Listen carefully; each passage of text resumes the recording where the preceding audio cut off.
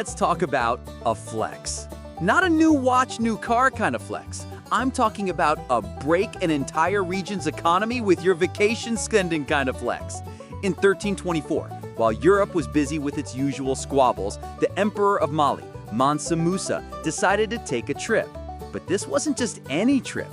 It was the Hajj, the pilgrimage to Mecca, and he decided to do it in a style that would make today's billionaires look like they're flying coach.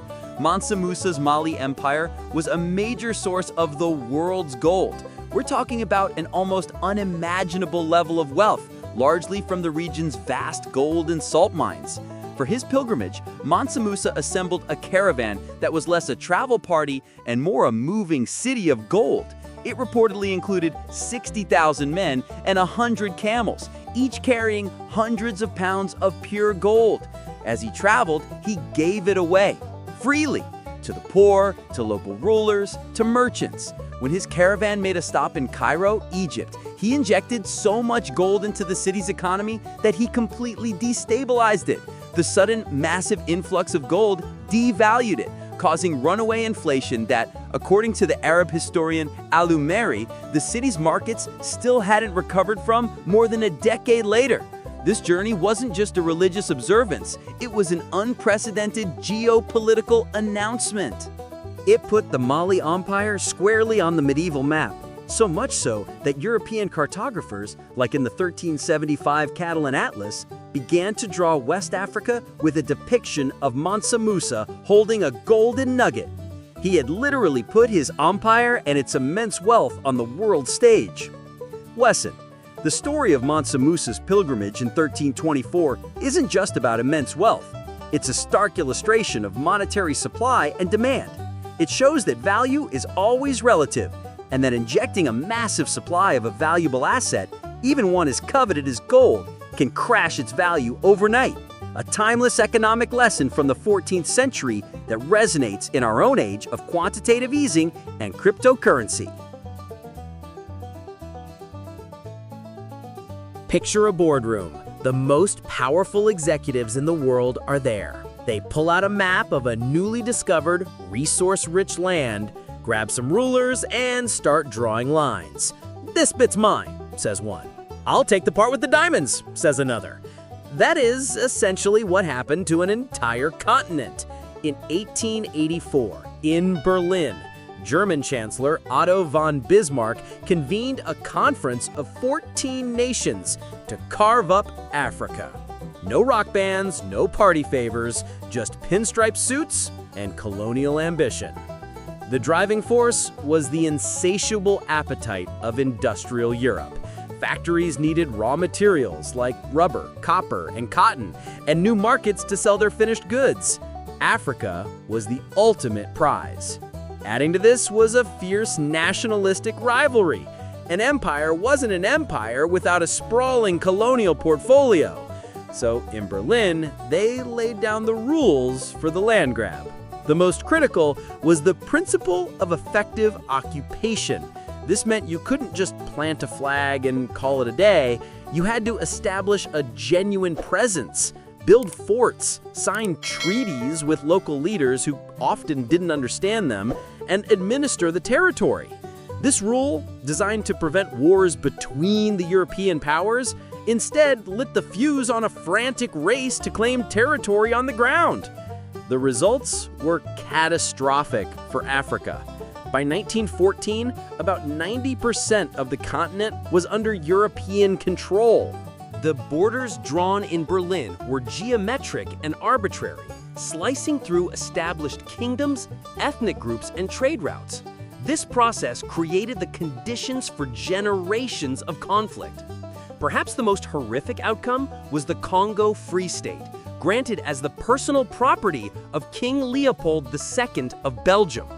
Under the guise of a philanthropic mission, Leopold's regime turned the Congo into a massive forced labor camp for the extraction of rubber and ivory, resulting in the deaths of millions.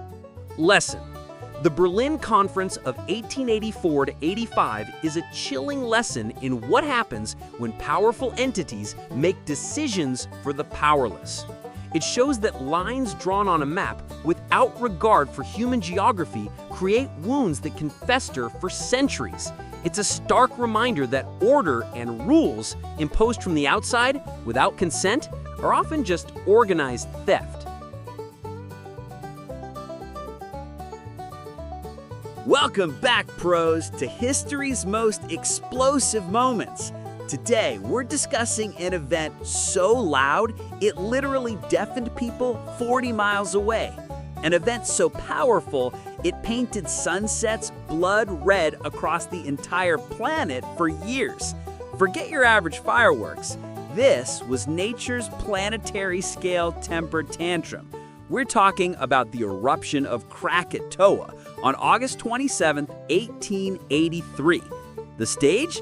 A volcanic island in the Sunda Strait, Dutch East Indies, now Indonesia. What started as a tourist spectacle would soon become the loudest sound in recorded history and a global catastrophe. Activity at Krakatoa had been rumbling since May of 1883, creating a festive atmosphere as sightseeing boats sailed out to watch the smaller eruptions. But in the late morning of August 27th, the party ended. The volcano unleashed 4 cataclysmic explosions, the third and largest of which, at 10:02 a.m., was truly apocalyptic. It remains the loudest sound ever reliably recorded. It was heard as the distant roar of heavy guns almost 3,000 miles away on Rodrigues Island near Mauritius. The pressure wave from this single blast was so powerful, it ruptured the eardrums of sailors 40 miles away and circled the globe multiple times, registering on barographs from London to San Francisco. The island of Krakatoa mostly ceased to exist, collapsing into a massive undersea caldera. But the immediate terrifying consequence of this collapse was water. The eruption triggered a series of colossal tsunamis, with waves reaching up to 120 feet high. These walls of water annihilated 165 coastal villages on the nearby islands of Java and Sumatra. The official death toll recorded by Dutch authorities was 36,417, the vast majority killed by the waves. For months after, sailors reported floating rafts of volcanic pumice, some carrying the skeletons of victims across the Indian Ocean. While the regional devastation was horrific, Krakatoa's tantrum was just getting started on the world stage. The eruption injected an enormous plume of ash and sulfur dioxide, some 50 miles high, into the stratosphere. This fine particulate matter spread around the globe, creating an atmospheric veil that would change the way the world looked for years. People worldwide were treated to spectacular, intensely colored sunsets and sunrises. The sky would glow with vivid reds, oranges, and purples long after the sun had set. English artist William Ashcroft produced thousands of color sketches of these Krakatoa sunsets. It's even a leading theory that the blood-red, swirling sky in Edvard Munch's iconic 1893 painting, The Scream, was a memory of these otherworldly atmospheric effects. The atmospheric dust didn't just paint pretty pictures, it had a measurable physical impact. For several years, the volcanic aerosols acted like a planetary sunshade, reflecting sunlight back into space and causing average global temperatures to drop by as much as 1.2 degrees Celsius, creating a volcanic winter. The particles also created other bizarre optical phenomena. People reported seeing the sun and moon appear blue or green, a result of the fine ash scattering red light.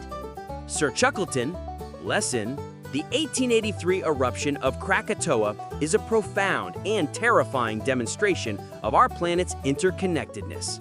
An explosion in a single strait physically altered the sky, the climate, and the sensory experience of the entire world, reminding us that we all live under one single, shared, and incredibly fragile atmospheric system.